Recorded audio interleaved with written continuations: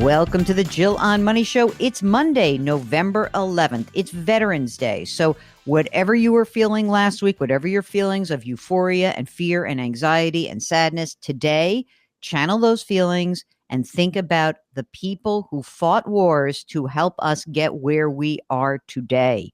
We are still very grateful for everyone in the armed forces. And for those of you who serve, thank you. For those who don't, be grateful for what these people give up for us. All right, now let us get on to what we are here to do, which is to try to help you make better financial decisions, or maybe less bad ones. And one of the big ways that you can improve your own financial life is to pay attention a little bit to your money issues before the end of the year. And we are here to help you out with that. We are going to be conducting our next Jill on Money live webinar this Thursday, the 14th. And this is going to be great. We've got a CFP and CPA, Michael Goodman, who's going to help us think about year-end planning, tax loss harvesting. Now that we have a sense of the fact that maybe tax rates are going to stay the same, that perhaps there are some things you should be thinking about right now over the next few years. This is going to be a great one, but you can only join us if you are a member of Jill on Money Live. $35.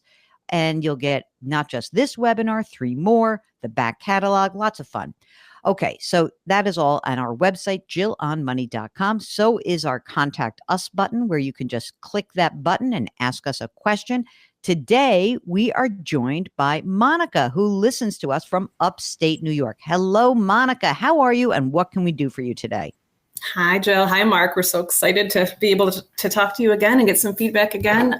My mom and I called probably 2.5 years ago at this point. We were trying to figure out her finances. My dad passed away 10 years ago, and she worked for his company. So she was kind of trying to wrap up and be able to retire. And you helped us kind of organize what was going on at the time. But there's been some changes. So we wanted to touch base and see what you would suggest.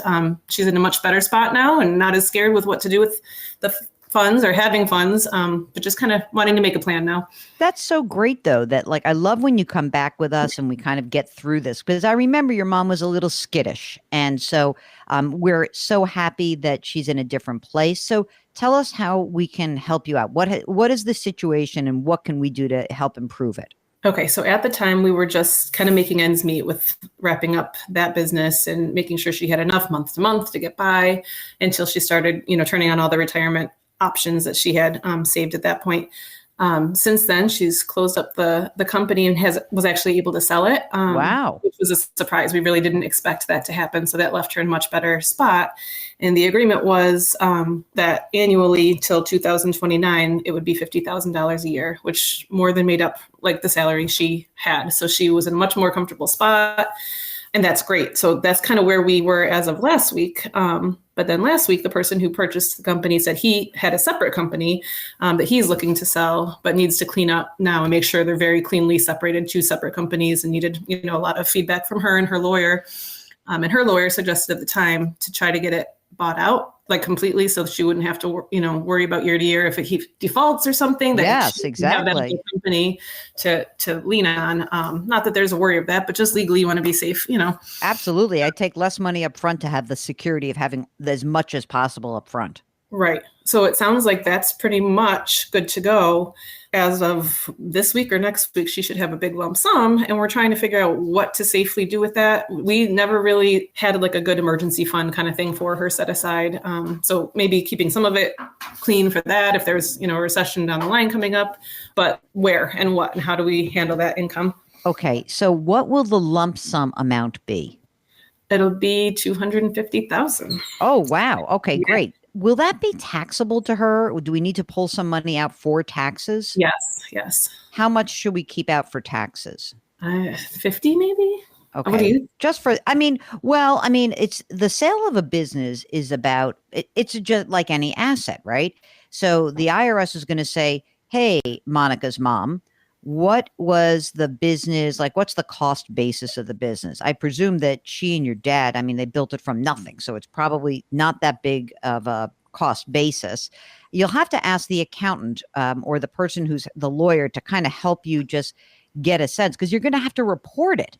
So Right. obviously, if we report it, we have to put some number down there. I don't know what that number is going to be, but it has to be something. I mean, if your cost basis was zero and you sell it for 250, the worst you're going to do is the 50 grand. It will not be more than that, but I Okay. bet it's less. Okay. So we know 50 grand for taxes. What about the emergency fund? Like, what does she spend on an ongoing basis? She really doesn't spend that much. We were just going through her numbers, and it looks like 3,000 to 4,000 a month. She And really she is receives comfortable. Social Security right now? She right now gets $1,000 a month for herself, but starting middle of 2025, she'll be picking up my father's like survivor benefit, which will bump her up to that 3,000. So she's in really good shape there. Okay, that's good. And so any other money that she has invested right now? Yes, she's got about $1 million in IRAs. Okay. Pre-tax, right? Yes, Okay. yes. How Don't old is forget. mom? I neglected to ask you that question. 61, Okay. So she's young, she's healthy. How much does she have in the bank right now? 10,000. Okay. So I mean, do you agree that there is some comfort level that she would have in just keeping, say, 50 total in the bank just as an emergency reserve? Would you feel she would feel better with that and you would feel better with that, right? Yes. Do you think more? Because, I mean, look, there's a case to be made. We should put a little more in there because, 2 years of her living expenses. She owns a home, right? Right. And what's the house worth? 400, I think. No About mortgage, 400. right? No mortgage. Just, I don't know, like things break in the house, stuff happens. Mm-hmm. So maybe I would say 50 we keep aside for taxes. Then maybe just for the time being, until we get through tax time, maybe we keep like 150 in the bank. So meaning that we put 50 aside for taxes, add 90 to her bank account. Let's let that play out a little bit. Now, I don't think you should sit in cash. I think she should have some CDs. I think she should probably have like a 1 year and a 2 year and maybe a 3 year CD with most of the money.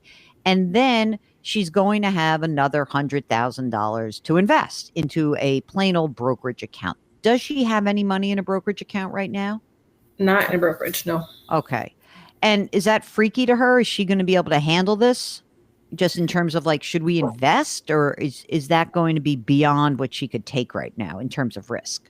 Think she would be fine doing that. Okay. I'm not as familiar with that. So could you even break it down further? Like the CDs, how much should we put in a 1 year and a 2 year? Okay. Mark, you want to hop in here? Do you think I'm being overly conservative by having of the money? So let's say that we put 50 aside just for taxes, and maybe it'll be less than that. You should definitely, let's get that number. But Okay. let's say that in this account total in the bank, there's 150 grand. So we know that there's got to be some amount. The tax money should be in a 3-month CD, right? Because that's all that you can afford, right? We have to file taxes in a few months. Okay. Then Mark, how do you want to ladder the rest of the CDs? I mean, and the tax money, it's like, if you even want to do a 3-month CD. Yeah, you don't have If you to. don't, you don't have to. Just let it sit there until you pay your taxes in the spring. I mean, she doesn't spend a lot of money, so Right. this is gonna set her up for a while. So she can go pretty far. You can do a 6-month, you can do a year, you can even put some in the 2 year. I was going to say, yeah, that's what I would say. I would say that like I'd like her for a CD. Let's just pretend we're making this up, right? Let's say there's 50 grand that's in taxes and you don't even have to put it in a CD. And then what we can do is just leave the amount of money out that we think she's going to need, because, she'll need money for the first 6 months of the year if it goes, until it goes to 3,000. So we know that we'll need like 30 grand accessible after the taxes. Okay. Just to pay her for stuff, maybe a little, but so 30. Okay. So now of the remaining 80, maybe we put 40,000 in a 1 year CD and 40,000 in a 2 year CD, so that in 1 year that CD comes due, and then like that's her spending money. She's good, just in case she may not even need it. We're just giving you the optionality, and I think that makes more sense in terms of and if she feels more comfortable with it, she could just do it for like 18 months instead of 2 years. But like what we're trying to do is we're trying to set her up so that whatever we put in this brokerage account, that she doesn't have to touch it for a couple of years, because the money that is coming as the lump sum makes a real difference. That's her living expenses, essentially. And that gets her through the first couple of years. And then we'll get a better sense of what her spending looks like. And maybe, at that point, we're going to then start to say, after a couple of years, then we can start using the money inside of the IRA account if we'd like, just slowly but surely. I want to get through this tax year because she's going to get hammered a little bit. But then, essentially, whatever money she needs, she can just pull out of the IRA account slowly but surely. It doesn't have to be a lot. It could be like a year from now, she might say, I'm good. I didn't even spend all this money. I don't need money from the IRA account. That's fine. We can basically have her pull whatever she needs out of that IRA account a little bit at a time, pay very low taxes. I mean, essentially, she's going to be in like the 12% tax bracket. She pulls the money out, and you can either live on it or add it to the brokerage account. And that, I think, could be really helpful for her because she's going to build that account up. Look, I don't think she's ever going to be in a bad tax situation. I kind of feel like she's got it now. It's a shockingly fabulous development that she gets this money, because what I do think it does is it helps us get through this first year. But, she can take out she could take 50 grand a year out from her IRA account and be in the 12% tax bracket, and everything's fine and dandy. Hey, how's she getting health care right now? Wait a minute. She's 60. She's only 61, not Medicare. No, she's not 61. I did my math wrong. She's 65. Oh. Yeah. So she's Medicare. I know she's Medicare. Okay, great. Okay, that's good. You did the math wrong. You're so I'm not funny. good.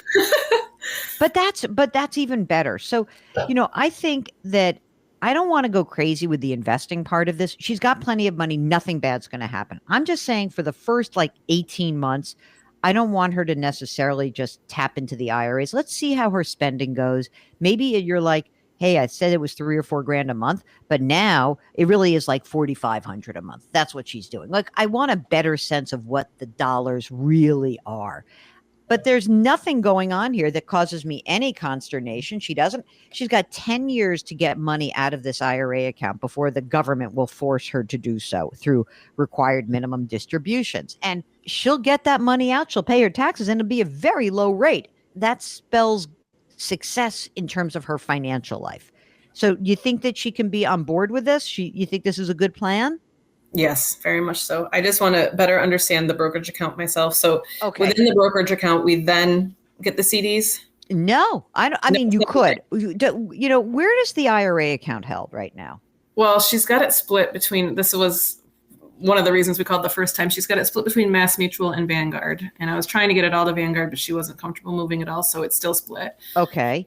What is it invested in inside of Mass Mutual? Do you know? Because Mass Mutual is an insurance company, so that could mean that it is in variable annuities, but it also could just be like Mass Mutual mutual funds. I'm interested because maybe what we'll do is you'll just open up a brokerage account at Vanguard.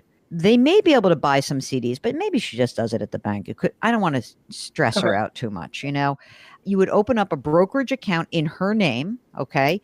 Are you the only child? No, there's 3 of us. Okay.